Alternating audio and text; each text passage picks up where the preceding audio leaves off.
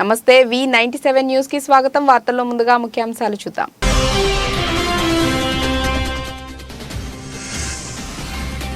అధ్యక్ష రేసులో Republican party అభ్యర్థిగా తొలి విజయాన్ని అందుకున్న డొనాల్డ్ ట్రంప్. తీవ్ర స్థాయిలో మంచు కురుస్తున్నప్పటికీ ఎన్నికల్లో భారీ స్థాయిలో పాల్గొన్న ప్రజలు.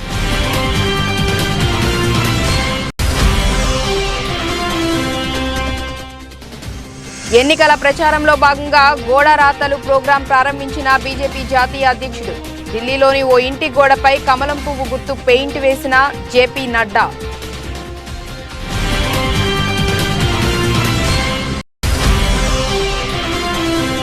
పెట్టుబడులే లక్ష్యంగా కొనసాగుతున్న సీఎం రేవంత్ రెడ్డి దావోస్ పర్యటన.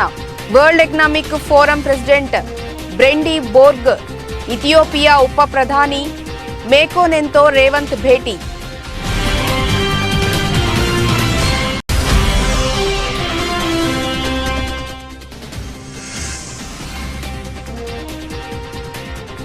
శబరిమలలో మకర జ్యోతి దర్శనం.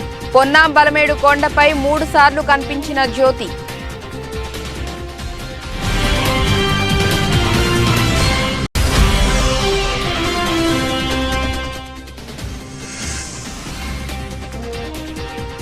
సచిన్ డీప్ ఫేక్ వీడియోతో ప్రచారం. సీరియస్ గా స్పందించిన క్రికెటర్.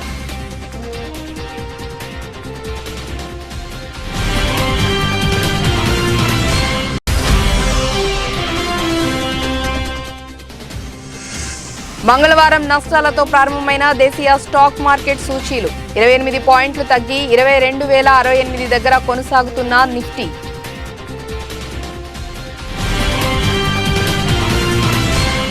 అధ్యక్ష రేసులో రిపబ్లికన్ పార్టీ అభ్యర్థిగా డొనాల్డ్ ట్రంప్ తొలి విజయాన్ని అందుకున్నారు.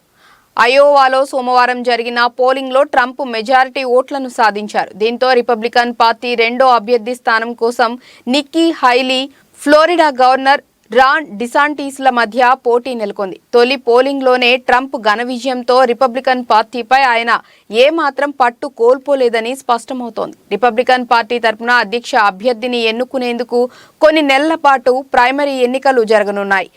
అయోవాలో నిన్న జరిగిన పోలింగ్ రిపబ్లికన్ అభ్యర్థిని ఎన్నుకునే ప్రక్రియలో మొదటి ఎన్నిక. తీవ్ర స్థాయిలో మంచు కురుస్తున్నప్పటికీ ఈ ఎన్నికల్లో భారీ స్థాయిలో ప్రజలు పాల్గొన్నారు. అయోవాలో విజయం పట్ల విశ్వాసం వ్యక్తం చేసిన ట్రంప్కు ఈ ఫలితం శుభసూచకంగా మారింది. లోక్సభ ఎన్నికల ప్రచారంలో భాగంగా నేటి నుంచి గోడరాతలు ప్రోగ్రాం ప్రారంభించినట్లు బీజేపీ జాతీయ అధ్యక్షుడు జేపీ నడ్డా వెల్లడించారు. ఈ సందర్భంగా ఆయన ఢిల్లీలోని ఓ ఇంటి గోడపై కమలం పువ్వు గుర్తు పెయింట్ వేశారు. ఏక్ బార్ ఫిర్ మోదీ సర్కార్ అనే నినాదంతో దేశవ్యాప్తంగా ఈ కార్యక్రమం చేపడతామని నడ్డా అన్నారు.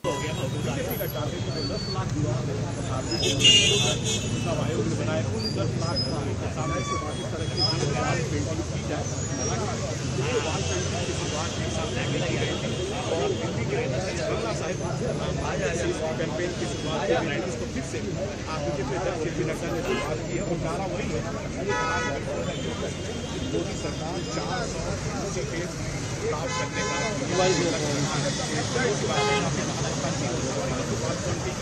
आप नेता के द्वारा देख रहे हैं. ये वाल पेंटिंग बहुत ही परंपरा पुरानी शैली रही है. कैंपेन करने की कैंपेन तब होता था 90 दशक में हुआ करता था, जब पोलिंग एजेंट्स नहीं हुआ करते थे और इस तरीके से सरकार दिवालों करके किया करते थे. लिहाजा इस कैंपेन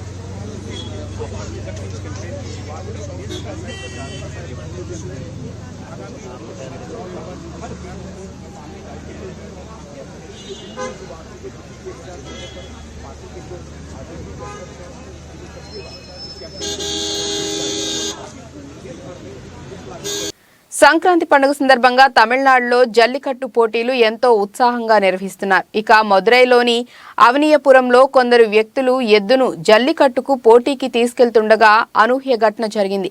యజమాని ఆ ఎద్దు తోకను కొరికాడు. దీంతో ఆ ఎద్దు తన యజమానిని వెనక కాళ్లతో తన్నింది. ఈ ఘటనలో ఆ వ్యక్తి గాయపడ్డాడు. దీనికి సంబంధించిన వీడియో సోషల్ మీడియాలో వైరల్ అవుతోంది.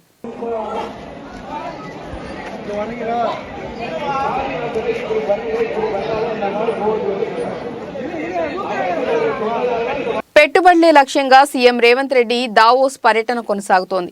World Economic Forum president Brende Borge, Ethiopia ఉప ప్రధాని మెకోనెన్తో పాటు పలువురు పారిశ్రామికవేత్తలతో రేవంత్ భేటీ అయ్యారు. విద్యార్థులకు నైపుణ్యాలు పెంచడం, ఉద్యోగ ఉపాధి అవకాశాలు మెరుగుపరచడంపై వారితో చర్చించారు. అటు ఆరోగ్య రంగంలో ఆర్టిఫిషియల్ ఇంటెలిజెన్స్ అనే అంశంపై రేపు జరిగే చర్చలో రేవంత్ ప్రసంగించనున్నారు.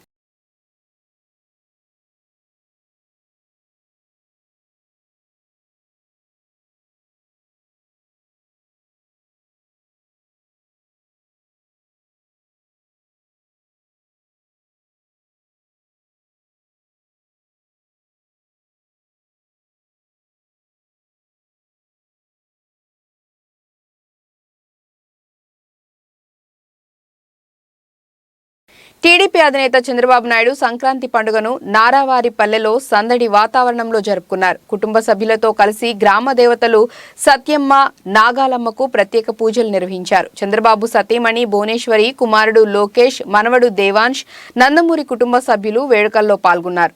పూజల అనంతరం తల్లిదండ్రుల సమాధులకు చంద్రబాబు నివాళులర్పించి వస్త్రతర్పణం చేశారు.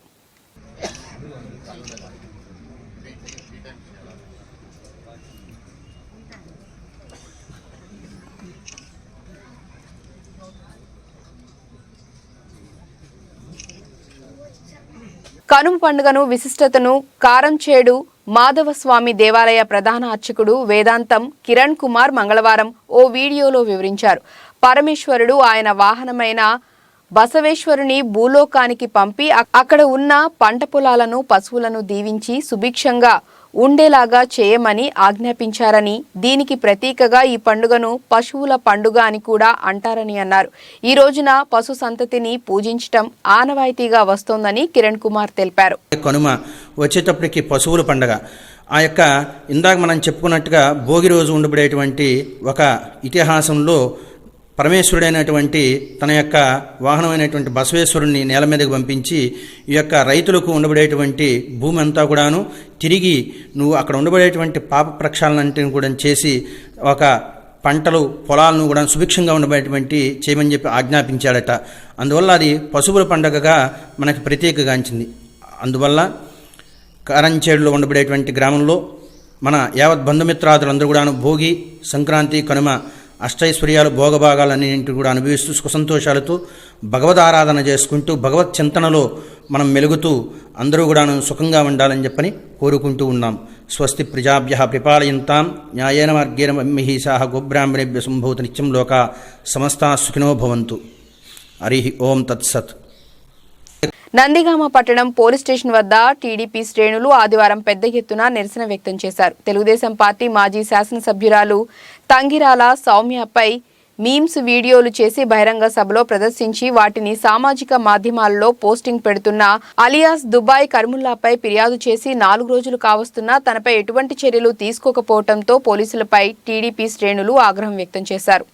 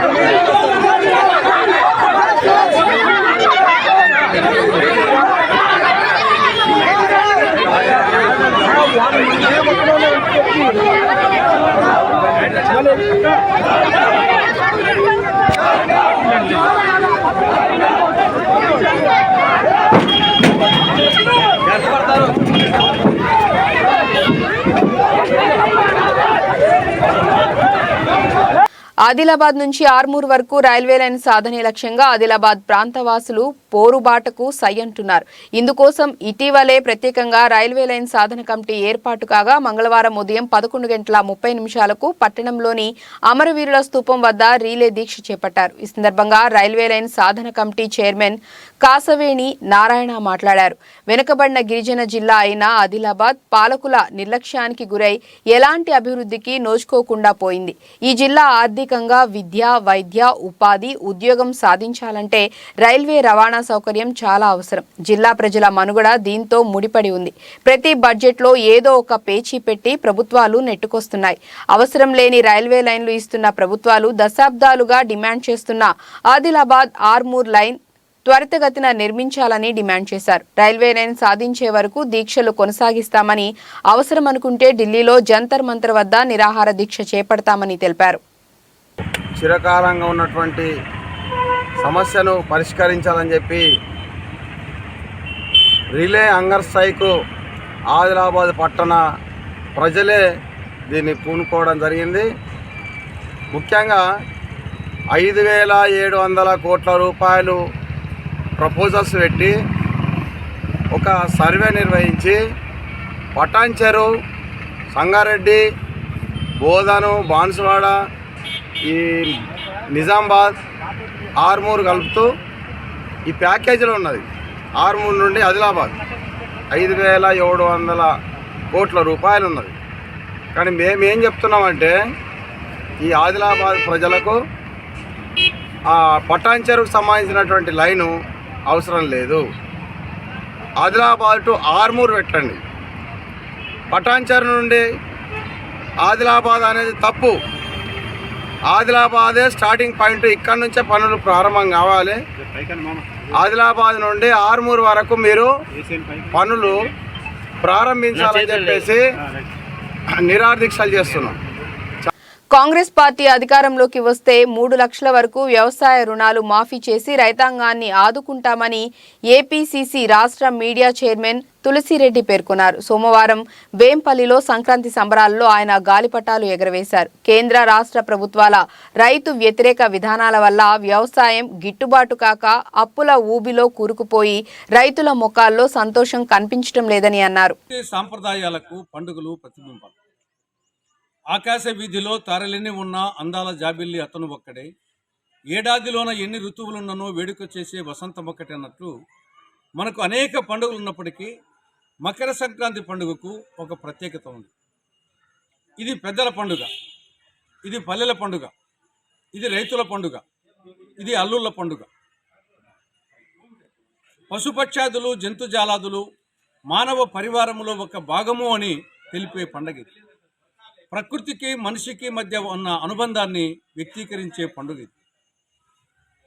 గొబ్బెమ్మలు, ముగ్గులు, కోడి పందాలు, గాలిపటాలు, గంగిరెద్దులు, హరిదాసులు, బుడబుక్కల వాళ్ళు, జంగం దేవర్లు, ఇవన్నీ మకర సంక్రాంతికి ఉన్నటువంటి ప్రత్యేకత. మకర సంక్రాంతి రోజు నుండి ఉత్తరాయణ పుణ్యకాలం ప్రారంభమవుతుంది. ప్రాచీన కాలంలో భగీరథుడు మకర సంక్రాంతి రోజున ఆకాశగంగను దివి నుండి భూమికి తీసుకొచ్చాడని పురాణాలు చెబుతున్నాయి. భోగి పండుగ నాడు శ్రీ మహావిష్ణువు గోదాదేవిని పరిణయమాటాడని పురాణాలు చెప్తున్నాయి. ఉత్తరాయణ పుణ్యకాలంలో గురువృద్ధుడు భీష్మాచార్యుడు స్వచ్ఛంద మరణం పొందాడని పంచవేదమైన మహాత్మ చెప్తా ఉంది. ఈ విధంగా మకర సంక్రాంతికి ఈ యొక్క భారతీయ సమాజ సమానికి సంస్కృతికి అంత అవినాభావ సంబంధం. ప్రత్యేకించి ఇది రైతుల పండుగ. కానీ దృష్టవశాత్తు కేంద్ర రాష్ట్ర ప్రభుత్వాలు అవుతున్న రైతు వ్యతిరేక విధానాల వల్ల ఈనాడు రైతులలో సంతోషం లేదు. వ్యవసాయం గిట్టుకాక రైతుల అప్పుల ఊరుకుపోతున్నారు, ఆత్మహత్యలు చేసుకుంటున్నారు. ఈ మకర సంక్రాంతి రోజు నుంచైనా రైతుల విధానాలు వచ్చి రైతుకాల్లో సంతోషం వచ్చే కేంద్ర ప్రభుత్వాల సూచన.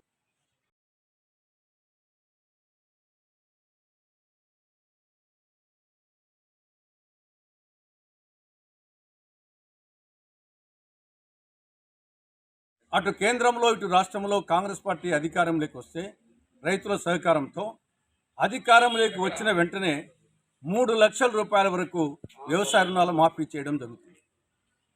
డాక్టర్ బిఆర్ అంబేద్కర్ 125 అడుగుల విగ్రహాన్ని ఈ నెల 19న సీఎం జగన్మోహన్ రెడ్డి ఆవిష్కరిస్తున్నట్లు SC commission chairman Victor Prasad తెలిపారు. సోమవారం కర్నూలు నగరంలోని స్థానిక ప్రభుత్వ అతిథి గృహంలో విలేకరుల సమావేశంలో మాట్లాడుతూ 20 ఎకరాల విస్తీర్ణంలో ఏర్పాటు చేసిన విగ్రహాన్ని స్మృతివనాన్ని ఆవిష్కరిస్తున్నట్లు ఆయన తెలిపారు. అంబేద్కర్ అంటే ఎస్సీ ఎస్టీలకే కాదు యావత్ భారతదేశానికి మేలు చేశారని అన్నారు. అందులో భాగంగా ఈరోజు కర్నూలు రావడం జరిగింది. విజయవాడలో చారిత్రాత్మకమైన మైదానం స్వరాజ్ మైదానం చాలా వాల్యుబుల్ ప్లేస్. అది 20 ఎకరాల్లో 20 ఎకరాలు అంటే ఇప్పుడు మన మార్కెట్ బయట విలువ చూస్తే దాన్ని 2,000 కోట్ల పైన ఉంటుంది. 2,000 కోట్లు పైన ఖాళీ స్థలంలో 400 కోట్లు ఖర్చు పెట్టి కింద డోమ్ మాత్రం 80 అడుగులు 125 అడుగులు అంబేద్కర్ విగ్రహం ఎత్తు, మొత్తం 205 అడుగుల ఎత్తులో ఒక బ్రహ్మాండమైన బాబాసాహెబ్ అంబేద్కర్ విగ్రహాన్ని గౌరవనీయుల ముఖ్యమంత్రులు మంగళవారం ఉదయం నంద్యాలలోని ప్రథమనంది దేవస్థానం నుంచి శ్రీ గణేష్ భక్త బృందం సభ్యులు నంద్యాల నుండి తిరుమలకు పాదయాత్రగా బయలుదేరారు. 4 సంవత్సరాల క్రితం కరోనా నుండి విముక్తి పొందాలని కోరుతూ లోక కళ్యాణార్థం నంద్యాల నుండి తిరుమలకు పాదయాత్ర ప్రారంభించామని, అప్పటి నుండి ఈ పాదయాత్ర ప్రతి సంవత్సరం కొనసాగిస్తూ ఉన్నామని శ్రీ గణేష్ భక్త బృందం సభ్యులు తెలిపారు.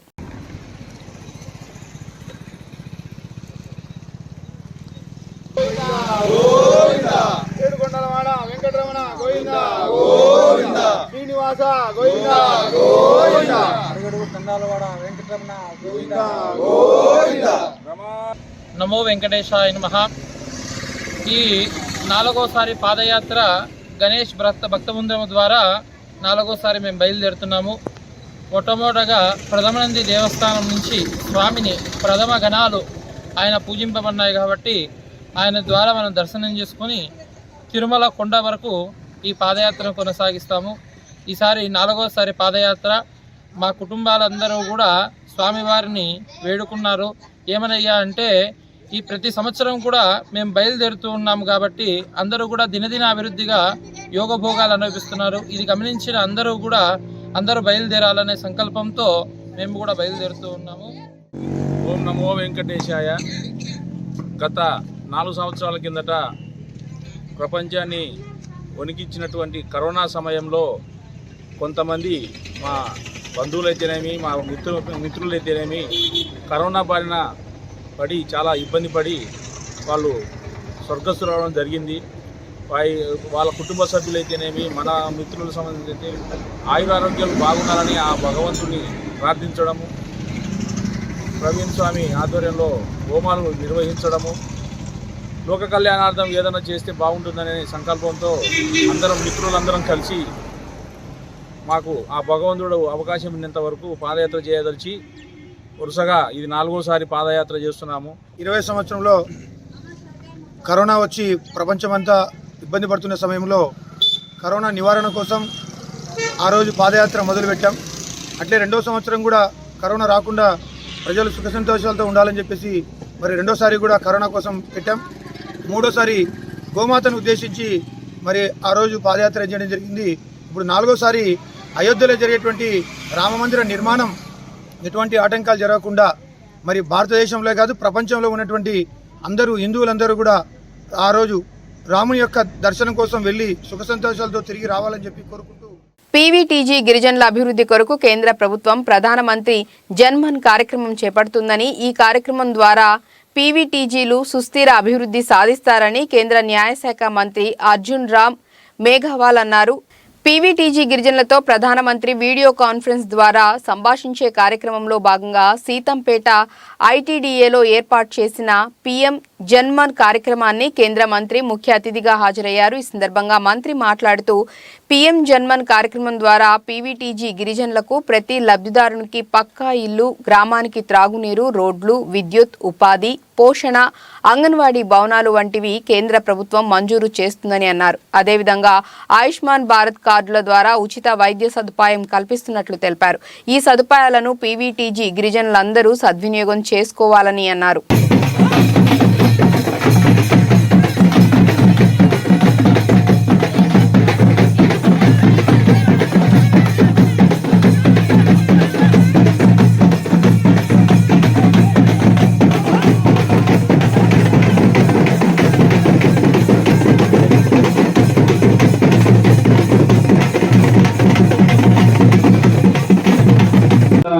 ఏరియాలోనే మనం చేయడం జరిగింది. సో ఇలాగా అన్ని వర్గాల్లో లేకపోతే అన్ని ఫేజెస్ ఆఫ్ లైఫ్ లో కూడా కేంద్ర ప్రభుత్వం ఆదివాసుల సంక్షేమం కోసం, వారి అభివృద్ధి కోసం ఎంతగానో పాటుపడుతుంది. ముఖ్యంగా మనము ఇవాళ ఈ పిఎం జన్మన్ యోజన శాంక్షన్స్ లో భాగంగా ఇక్కడికి విచ్చేసిన మంత్రి గారికి నేను తెలియజేయాల్సింది ఏంటంటే, ఖచ్చితంగా రాష్ట్ర ప్రభుత్వం కూడా ఎక్కడ కూడా సాచురేషన్ బేసిస్ లో ఎవరిని కూడా మిగల్చకుండా అందరినీ కూడా పిఎం జన్మన్ యోజన కింద ఏవైతే ఉన్నాయో, ఏ ప్రోగ్రామ్స్ అయితే ఉన్నాయో అన్నింటిలో కూడా ఎన్రోల్ చేసుకుంటూ ఎక్కడ కూడా ఎవరు కూడా లెఫ్ట్ అవుట్ అవ్వకుండా, బెనిఫిషియర్స్ అందరూ లెఫ్ట్ అవుట్ అవ్వకుండా ఉండే విధంగా మేము రాష్ట్ర ప్రభుత్వం తరఫు నుంచి అన్ని చర్యలు తీసుకోవడం జరుగుతుంది. ఇలాగే ఇక్కడికి విచ్చేసిన అందరికీ తెలియజేయాల్సింది ఏంటంటే, మీకు ఎటువంటి శాంక్షన్స్ అయినా కానివ్వండి, హౌస్ కానివ్వండి, లేకపోతే ఆరోగ్యానికి సంబంధించిన కార్డ్స్ కానివ్వండి, లేకపోతే మీ ఎంప్లాయ్మెంట్ కోసం కానివ్వండి, ఏదైనా సరే అధికారులందరూ మీకు అందుబాటులో ఉన్నారు. ఇంకా కూడా ఎక్కడైనా మిస్ అవుట్ అయితే దయచేసి మా దృష్టికి తీసుకురండి, ఖచ్చితంగా సహాయం చేయడానికి ప్రయత్నం చేస్తాం. సో నెక్స్ట్ ప్రోగ్రామ్ స్టార్ట్ అవుతుంది కాబట్టి ఇంతటితో నా ప్రసంగాన్ని ముగిస్తూ మరొకసారి మీ అందరికీ కూడా మకర సంక్రాంతి శుభాకాంక్షలు తెలియజేస్తున్నాను. ధన్యవాదాలు. రాజమండ్రి గౌతమఘాట్లో వేంచేసి ఉన్న అయ్యప్ప స్వామి తిరువాభరణ మహోత్సవంలో వైఎస్ఆర్ కాంగ్రెస్ పార్టీ వైద్య విభాగం తూర్పుగోదావరి జిల్లా అధ్యక్షురాలు డాక్టర్ అనుసూరి పద్మలత పాల్గొని స్వామిని దర్శనం చేసుకున్నారు. దివంగత మంత్రి జక్కంపూడి రామ్మోహన్ రావు నివాసం నుంచి రాజానగరం ఎమ్మెల్యే వైఎస్ఆర్ కాంగ్రెస్ తూర్పుగోదావరి జిల్లా అధ్యక్షుడు జక్కంపూడి రాజా, యోజన విభాగం రీజనల్ ఇన్ఛార్జ్ జక్కంపూడి గణేష్, కొమ్ముల సాయి ఊరేగింపుగా తిరువాభరణాలను అయ్యప్ప స్వామి ఆలయానికి తీసుకొచ్చారు. అనంతరం స్వామివారికి అలంకరించారు. తర్వాత మకర జ్యోతి దర్శనం జరిగింది. ఈ కార్యక్రమంలో రాష్ట్ర బీసీ సంక్షేమ, సమాచార, సినిమాటోగ్రఫీ శాఖ మంత్రి చెల్లుబోయిన వేణుగోపాలకృష్ణ, రాష్ట్ర housing corporation chairman Medapati Sharmila Reddy తదితరులు పాల్గొన్నారు. పవిత్ర గోదావరి నదీ తీరాన నిర్మించినటువంటి శబరిమలైన పోలినటువంటి అయ్యప్ప స్వామి వారి యొక్క ఆలయం.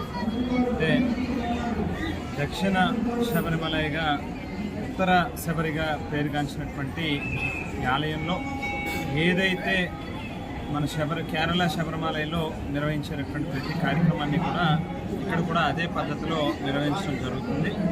ఇక్కడ నా తండ్రి జక్కంపూడి రామ్మోహన్ రావు గారి యొక్క హయాంలో ఆవేళ చక్కటి అయ్యప్ప స్వామి వారి యొక్క ఆలయాన్ని ఇక్కడ నిర్మించాలి అనేటువంటి ఒక బలమైన సంకల్పంతో ఇక్కడ ఈ రాతి కట్టడంతో స్వామివారి ఆలయాన్ని నిర్మించడం, ఆ రోజు నుంచి ఈ రోజు దాకా కూడా ఏ రకమైనటువంటి అవాంతరాలు లేకుండా ప్రతి ఏడాది కూడా ముఖ్యంగా జ్యోతి దర్శనం కానీ తిరువాభరణ కార్యక్రమం కానీ రెండు కూడా ఘనంగా ప్రతి ఏడాది కూడా నిర్వహించడం జరుగుతూ ఉంది. శబరిమలలో ఏ రోజైతే ఈ కార్యక్రమం నిర్వహిస్తారో అదే రోజు ఇక్కడ కూడా నిర్వహించడం జరుగుతుంది. సో అక్కడ ఏదైతే శబరిమలలో పందల రాజుల దగ్గర నుంచి తిరువాభరణాలని స్వామివారికి తీసుకుని వెళ్తారో, ఈవేళ ఇక్కడ నాన్నగారు నిర్మించినటువంటి ఆలయం కారణంగా మా స్వగృహం నుంచి స్వామివారి యొక్క ఆభరణాలను ఇక్కడ తీసుకొచ్చి స్వామివారికి అలంకరించడం జరుగుతుంది. పెద్ద ఎత్తున మేళతాళాలతో భక్తుల యొక్క వారి యొక్క భాగస్వామ్యంతో పెద్ద ఎత్తున వారు కూడా పార్టిసిపేట్ చేసి ఈ యొక్క కార్యక్రమాన్ని విజయవంతం చేయడం జరిగింది. మరి స్వామివారి యొక్క కృపా కటాక్షలు, ఆశీర్వాదాలు, దీవెనలు అందరికీ కూడా ఉండాలి అని చెప్పి, అందరూ సుఖ సంతోషాలతో ఆయురారోగ్యాలతో ఉండాలి అని చెప్పి మనస్ఫూర్తిగా స్వామివారిని కోరుకుంటూ మరి ఈ కార్యక్రమాలన్నింటినీ కూడా ఈ శ్రీధర్మశాస్త్ర ఆధ్యాత్మిక ప్రాంగణం ట్రస్ట్ బోర్డు సభ్యులందరూ కూడా చాలా బాధ్యతాయుతంగా ప్రతి ఏడాది కూడా నాన్నగారు అప్పచెప్పినటువంటి ఆ యొక్క బాధ్యతని చాలా కమిట్మెంట్తో నిర్వహిస్తూ ఇక్కడ అయ్యప్ప భక్తుల యొక్క మనోభావాలకి మరి పూర్తిగా స్వామివారి యొక్క కార్యక్రమాలు ఏ రకంగా పద్ధతి ప్రకారం నిర్వహించాలో అన్నీ కూడా నిర్వహిస్తున్నటువంటి ట్రస్ట్ బోర్డు సభ్యులను కూడా ఈ సందర్భంగా అభినందిస్తున్నాను. జిల్లా నుంచి చాలామంది ఇరుముడి జిల్లాలు వస్తాం. దాదాపుగా ఈ రాష్ట్రం నుంచే కాకుండా వేరే ఇతర రాష్ట్రాల నుంచి, వేరే ప్రాంతాల నుంచి కూడా చాలా మంది ఇక్కడికి. కేరళలోని శబరిమల పుణ్యక్షేత్రంలో నేడు సంక్రాంతి పర్వదినం సందర్భంగా మకర జ్యోతి దర్శనమిచ్చింది. ఇక్కడ పొన్నాంబలమేడు కొండపై ఈ సాయంత్రం మకరజ్యోతి దర్శనమివ్వగానే అయ్యప్ప స్వామి భక్తులు పులికించిపోయారు. మకరజ్యోతి 3 సార్లు దర్శనమివ్వటంతో లక్షలాది మంది భక్తులు ఆనంద పారవస్యంతో చూసి అయ్యప్ప స్వామియే స్వామియే శరణమయ్యప్ప నామస్మరణతో శబరిమల క్షేత్రం మారుమోగిపోయింది. సూర్యుడు మకర రాశిలోకి ప్రవేశించే రోజున అయ్యప్ప స్వామివారు జ్యోతి రూపంలో దర్శనమిస్తారని భక్తుల విశ్వాసం. పొన్నాంబలమేడు పర్వతంపై అయ్యప్ప స్వామికి దేవతలు ఋషులు హారతి ఇస్తారని క్షేత్ర పురాణం చెబుతోంది. ఉన్నారు, వాళ్ళు పారిశ్రామికవేత్తలు ఉన్నారు, వేద పండితులు ఉన్నారు, అర్చకులు ఉన్నారు, చేయడానికి వచ్చారు. వాళ్ళందరూ కూడా చక్కగా వాళ్ళందరూ అక్కడ కూర్చొని మాట్లాడుకునేవి ఏముంటాయి, వాళ్ళు శ్రీ స్వామియే శరణమయ్యప్ప మకర జ్యోతియే శరణమయ్యప్ప అన్నట్టు ఆ దర్శనాన్ని చూసి ఆనందాన్ని పొందారు. చక్కగా చూడండి ఎంత చక్కగా కనిపించిందో జ్యోతిస్వరూపం, వెలుగులోకి తీసుకొచ్చిన ఆ జ్యోతిస్వరూపమే శరణమయ్యప్ప స్వామివారు. అనుకోండి మళ్ళీ స్వామియే శరణమయ్యప్ప జ్యోతిస్వరూపమే శరణమయ్యప్ప మకర జ్యోతియే శరణమయ్యప్ప ప్రాణాలు మోసుకొచ్చిన వాళ్ళందరికీ కూడా ప్రసాదాన్ని ఇచ్చారు. చూసారా ఎంత శోభాయమానంగా శరణు ఘోషలతో ఎంత ఆనందంతో భక్తరాయ శంకరాయ మంగళం శంకరీ మనోహరాయ శాశ్వతాయ మంగళం. క్రికెట్ గాడ్ భారత దిగ్గజ ఆటగాడు సచిన్ టెండూల్కర్ ఓ గేమింగ్ యాప్కు ప్రచారం చేస్తున్నట్లు దుండగులు డీప్ ఫేక్ వీడియోను సృష్టించి వైరల్ చేశారు. ఈ వీడియోను చూసి షాక్ అయిన సచిన్ టెండూల్కర్ సోషల్ మీడియా వేదికగా ఆగ్రహం వ్యక్తం చేశారు. ఆ వీడియోలో ఉన్నది తాను కాదని క్లారిటీ ఇచ్చారు. ఈ వీడియోపై ప్రభుత్వం చర్యలు తీసుకోవాలని విజ్ఞప్తి చేశారు.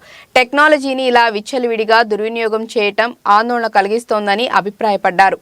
मेरी बेटी इस समय यह गेम खेल रही है जिसके बारे में हर कोई बात कर रहा है, एविएटर।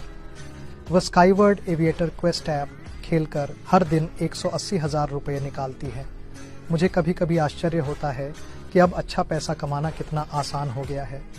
और सबसे दिलचस्प बात यह है कि यह एप्लीकेशन बिल्कुल मुफ्त है, कोई भी आईफोन मालिक इसे डाउनलोड कर सकता है।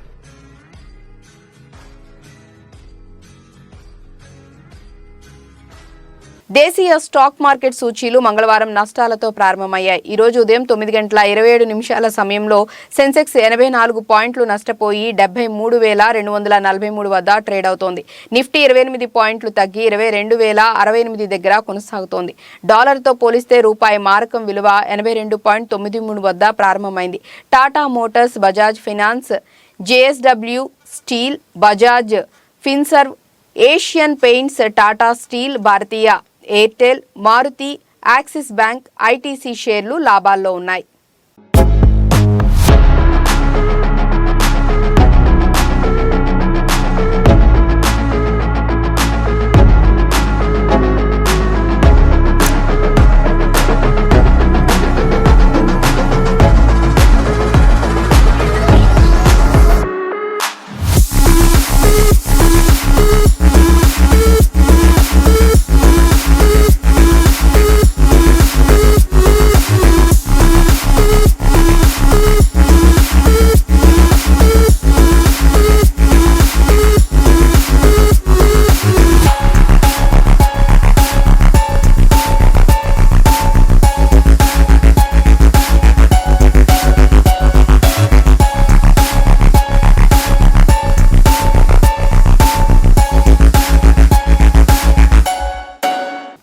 వార్తలు ముగించే ముందు ముఖ్యాంశాలు మరోసారి.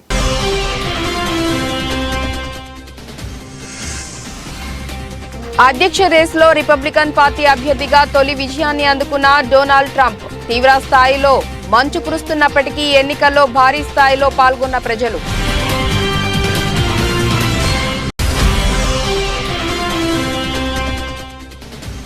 ఎన్నికల ప్రచారంలో భాగంగా గోడ రాతలు ప్రోగ్రాం ప్రారంభించిన బీజేపీ జాతీయ అధ్యక్షుడు.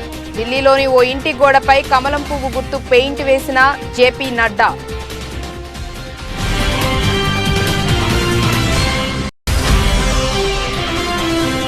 పెట్టుబడులే లక్ష్యంగా కొనసాగుతున్న సీఎం రేవంత్ రెడ్డి దావోస్ పర్యటన. World Economic Forum president Brende Borge, Ethiopia ఉప ప్రధాని మేకోనెన్తో రేవంత్ భేటీ.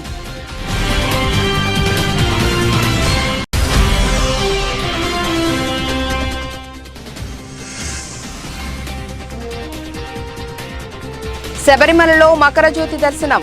పొన్నాం బలమేడు కొండపై 3 సార్లు కనిపించిన జ్యోతి.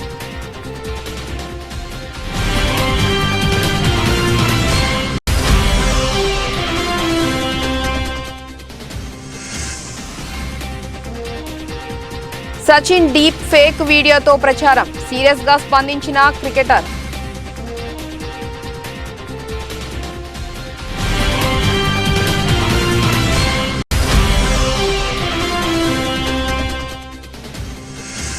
మంగళవారం నష్టాలతో ప్రారంభమైన దేశీయ స్టాక్ మార్కెట్ సూచీలు 28 పాయింట్లు తగ్గి 22,068 దగ్గర కొనసాగుతున్న నిఫ్టీ.